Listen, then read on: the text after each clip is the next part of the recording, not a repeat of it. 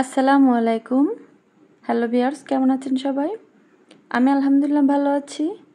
আজকে যে জিনিসটা দেখাবো একটা উপাদান ইস্ট। তো এই ইস্টটা অনেকেই চেনেন, অনেকেই চেনেন না। তো এটা নিয়ে আজকে মূলত কথা বলবো যে ইস্টটা বেশিরভাগ সবাই চেনেই না, যেমন আমিও আগে চিনতাম না।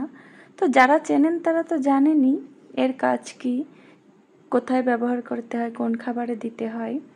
তো যারা জানেন না তাদের জন্য আজকের এই ভিডিওটি আমার করা।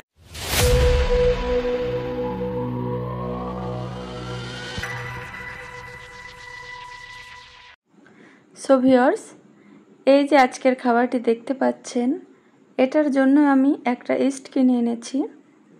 তো এসব খাবার বানাতে গেলে পিৎজা বানিয়েছি আমি।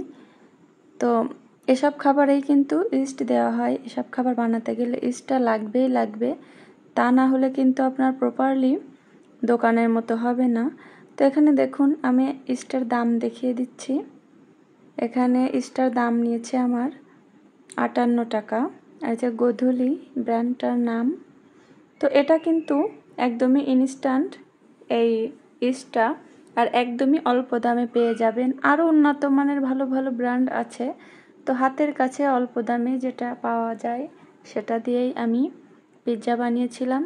তো ভাবলাম যারা এটা সম্পর্কে জানে না তাদের জন্য ভিডিওটা তৈরি করি, আর যারা জানেন তারা ভিডিওটা বাদ দিবেন, দেখার দরকার নেই। তো এটা মূলত আপনার খাবারটা ফোলাতে সাহায্য করে। যেমন পাউরুটি বানাতে গেলে কিন্তু অবশ্যই ইস্টটা দরকার হয়। নান রুটি বানাতে গেলে ইস্টটা দেওয়ার প্রয়োজন হয়।